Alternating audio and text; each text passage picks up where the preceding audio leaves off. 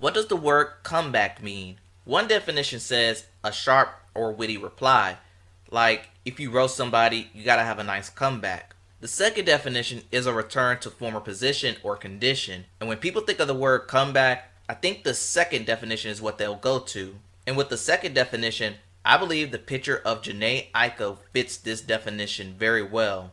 If you don't know, she's an artist who started her career all the way back in 2002 when she was just 13 or 14, but was unable to get a nice footing to the point where she just decided to quit music. But after taking time to find what she wants, she was able to thrive and have a successful R&B career. So without further ado, this is the story of Jhené Aiko. Before we begin, if you want to see music bios or more good videos like this, hit the subscribe button. Also, I've started a Patreon account. On here you get more copyrighted material and they'll be uploaded 48 hours prior to YouTube. If you want to support or visit, link is in the description. And without further ado, on to our feature presentation.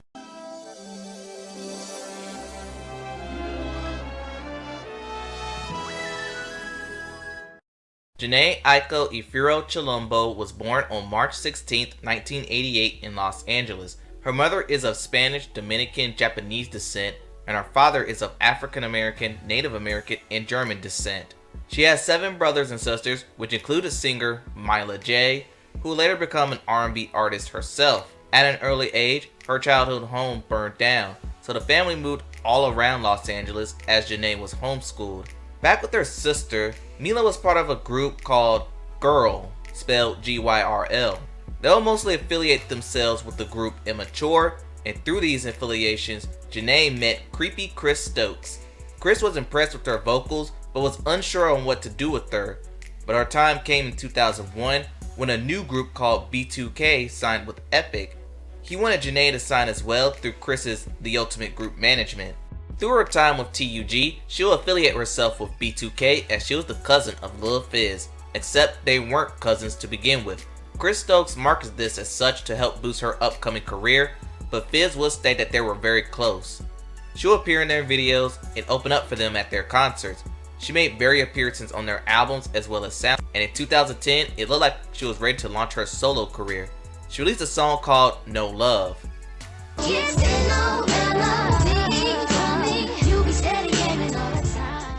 She was supposed to release her debut album, My Name is Jhené, around the same time. However, the album was delayed and eventually shelved. Story goes, TUG and Epic were at odds, assuming that Epic wasn't pleased that TUG flagship group B2K broke up under messy circumstances. Can't confirm or deny it, but whatever the reason was, Jhené was fed up with it all, and at the age of 15, she dropped out of the music industry and dropped into high school. During her high school years, she dated singer Orion, also known as Omari's brother. After high school, she didn't have a desire to return to music, so she held down 2 regular jobs, working for her uncle's law firm as a receptionist during the day and working at the mall at night. Then Jhené Aiko gave birth to a daughter named Namiko, which means of the wave. But shortly after her birth, Aiko's relationship with Orion came to a quiet end.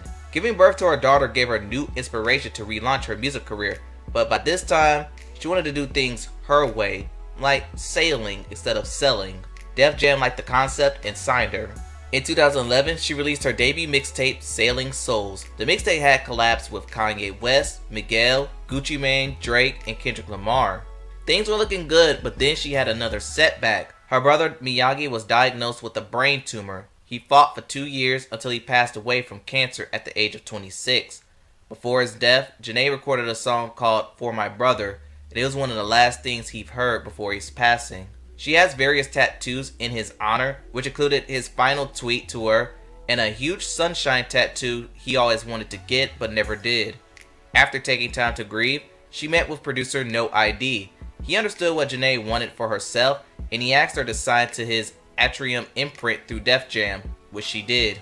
Jhené opened up for Lauryn Hill on her Life is Good, Black is Rage tour, and that same year she opened up for Drake on his Would You Like a Tour. Then she would collab with Big Sean on the song Beware, a song that would be her first charting single on Billboard, peaking at number 38 on the Hot 100. More on Big Sean in a bit. But for now, Jhené released her debut EP called Sell Out in 2014, mostly produced by Fisticuffs, Some of the EP guest stars included Vince Staples, Childish Gambino, Kendrick Lamar, and Ab Soul, but the EP will be known for the single The Worst, which uses the Excuse Me Miss by Jay-Z and Pharrell sample. I don't need you, I don't need you, I don't need you, I don't need you, but I want. This song became her first charting single as a lead artist, peaking at number 43 on the Hot 100, and the song also reached the top 10 on the R&B charts. The Worst won the BET Centric Award, now known as the BET Her Award, and was nominated for Best R&B Song at the Grammys. And with that, the Sell Out EP went gold. In 2013, Jhené introduced her alter ego, Jhené, or Jhene for short. Jhene experienced multiple personalities in her head, and she only appears after Jhené drinks Hennessy, her drink of choice. Jhene is also the rapper and more aggressive side than Jhené is. But in 2013, she had yet another life-changing incident. Jhené got into a serious car accident. Story goes, Orion was taking her to rehearsals with her daughter in the back seat. Another car hit an illegal U-turn and made impact with Aiko's car. Most of Jhené's injuries came when she tried to protect her daughter. Her daughter was unharmed, but Jhené sustained a broken wrist, cut chin, and a chipped tooth. Once she recovered, she announced her debut album would be released in May 2014, but it suffered some delays. However, in September, she released her long overdue, highly anticipated debut album, Sold Out. Her album was critically and commercially successful, going gold. It was nominated for Best Urban Contemporary Album at the Grammys. In 2015, she teamed up with Omarion and Chris Brown on the song Supposed to Be.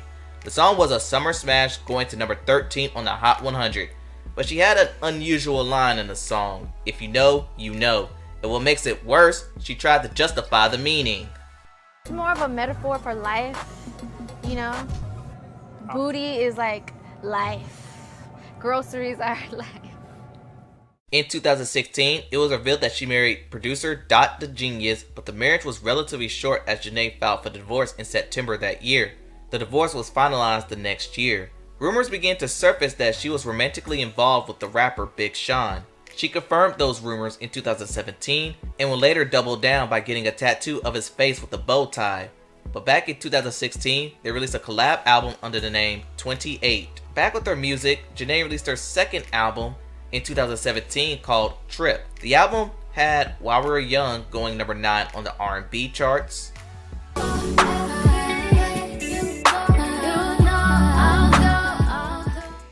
And Sativia, a song that would later be remixed by Sway Lee from Ray Shremmerd, and that will be the only song to cross over to the Hot 100, peaking at number 74 on the Hot 100 and number 6 on the R&B chart. Why you make it so complicated? Off the drain we concentrate. Trip was another gold hit. Things between her and Big Sean would not last. In 2019, she announced that they have broken up. Rumors surfaced about the breakup when Jhené dropped her Triggered freestyle. Fans tried to put two and two together, thinking the song was a diss towards Big Sean. But Jhené would make a statement saying the song had nothing to do with Big Sean, stating the freestyle was built out of her internal frustrations. Those frustrations worked when it debuted at number 59 on the Hot 100. Big Sean then dropped the Single Again, which Jhené did backgrounds for. But later that year, they once again collabed on the song None of Your Concern, which looked like they've reconciled. For now, all of this segued her into a third album named Chilombo, released in 2020. The album debuted at number 2 on the Billboard 200, and it had 2 solid hits. The first being P Fairy, reaching number 40 on the Hot 100 and number 5 on the R&B charts. All that I've got you right. Next was Happiness Over Everything, which went to number 8 on the R&B charts.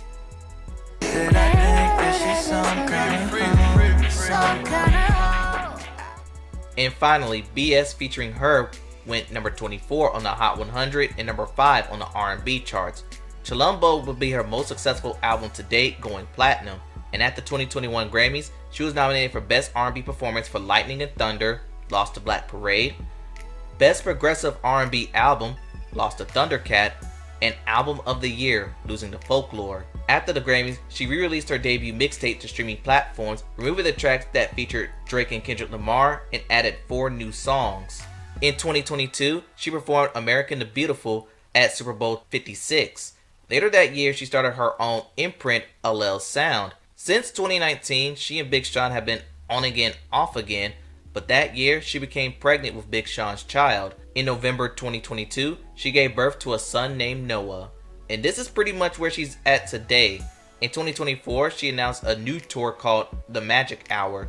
Could this tour possibly segue her into a new era? We'll have to wait and see. And that concludes the story of Jhené Aiko. Tell me what y'all think in the comments below. Please like, comment, and subscribe to the channel. Thanks for watching, and I'll see you next time.